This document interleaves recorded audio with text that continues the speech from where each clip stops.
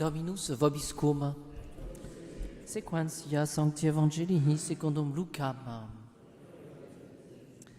La 15e année du règne de Tibère César, Ponce Pilate étant gouverneur de Judée, Hérode, tétrarque de Galilée, Philippe son frère, tétrarque d'Iturée et du pays de Traconite, Lysanias, tétrarque d'Abilène, sous les grands prêtres Anne et Caïphe, la parole de Dieu fut adressée à Jean, fils de Zacharie, dans le désert. Il alla dans toute la région du Jourdain, proclamant un baptême de pénitence pour la rémission des péchés, selon qu'il est écrit au livre des oracles d'Isaïe le prophète. Une voix crie dans le désert, préparez la route du Seigneur, rendez droits ses sentiers, que tout ravin soit comblé, toute montagne ou colline abaissée, que les chemins tortueux deviennent droits et les rocailleux des routes unies, et toute chair verra le salut de Dieu.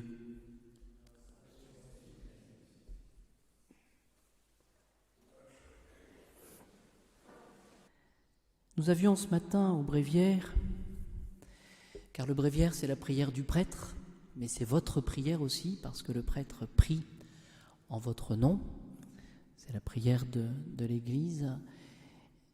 Il y avait donc à l'office des lectures, il y avait deux idées que j'ai retenues et qui sont, je dirais, source de consolation, en particulier à partir de l'épître de saint Paul aux Thessaloniciens, cette épître, vous savez, qui parle du mystère d'iniquité, ce mystère de l'impiété qui est à l'œuvre. On peut parler de l'antéchrist ou de l'antichrist, celui qui va jusqu'à singer et qui va siéger aussi à la place du Christ. Mais ce que nous savons, c'est que le Christ sera vainqueur. Donc nous avions au bréviaire cette belle prière. Dieu, maître et créateur de l'univers.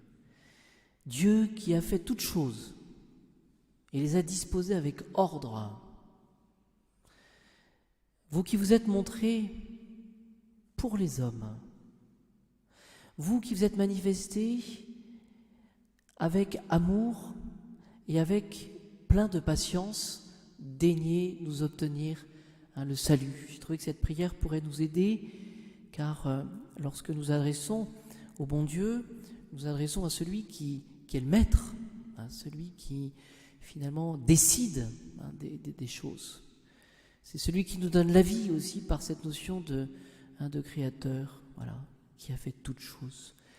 Et il y avait cette assertion aussi qui peut nous faire réfléchir, et les a disposés avec ordre. Et quand on parle de disposition avec ordre des événements, eh bien on parle précisément justement de la providence, c'est-à-dire de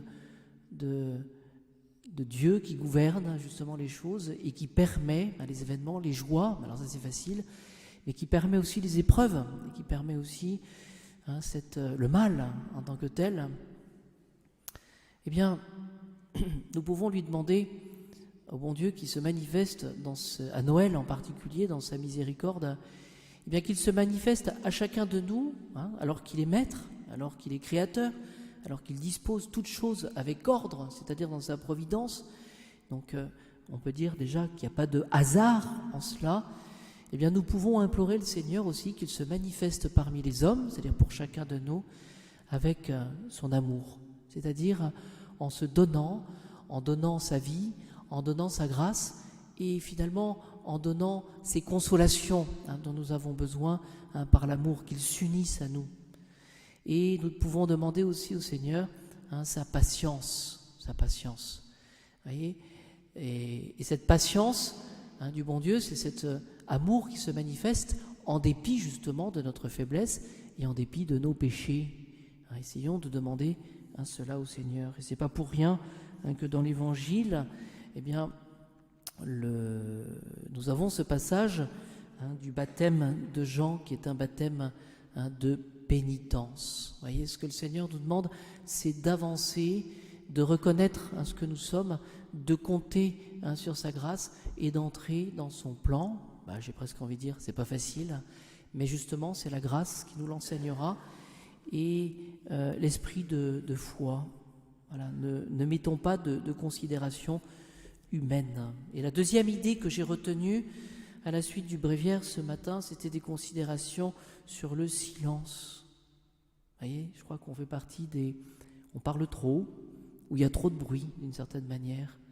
Pourquoi cela ? Parce que le temps de silence, dit un auteur spirituel, est le plus propre pour attirer Dieu et lui donner entrée dans notre cœur. C'est-à-dire que devant les épreuves ou devant les difficultés, bien plutôt que de se répandre, essayons avec humilité justement pour suivre le bon Dieu, un maître et créateur dans sa providence, essayons peut-être de rester en silence. Voilà. Je trouvais que cette phrase était très belle. Le temps du silence est le plus propre pour attirer Dieu et lui donner entrée dans notre cœur. Et donc, à chacun de nous, de faire attention aux discours superflus. Voyez, car le bruit divise le cœur et dissipe nos forces. Voyez, il s'agit de rechercher cette unité avec le Seigneur, il s'agit de rechercher de suivre la volonté du bon Dieu. On le dit, que votre volonté soit faite sur la terre comme au ciel. Pas facile, mais dans ce mystère, essayons d'entrer dans le plan de Dieu. Voilà, de poser un acte de foi, tout simplement de se mettre à genoux, peut-être aussi dans le secret de notre prière, de se prosterner en disant: Seigneur, que votre volonté soit faite sur la terre comme au ciel. Mais ce qui est important, et nous l'avons dans l'Évangile, est toute chair, une fois que les chemins tortueux deviennent droits, une fois que les chemins rocailleux deviennent des routes unies, la conclusion de l'Évangile d'Isaïe le prophète, et toute chair verra le salut de Dieu. Vous voyez, c'est-à-dire que dans toute chose, finalement, c'est ce qu'il faut comprendre, il y a une finalité, vous voyez, qui est peut-être difficile à discerner, qui est peut-être difficile à voir. Pourquoi ? Parce que nous avons les yeux de notre chair, voilà, les yeux humains, nature créée, donc limitée, mais la foi, justement, nous permettra de voir les choses comme Dieu les voit.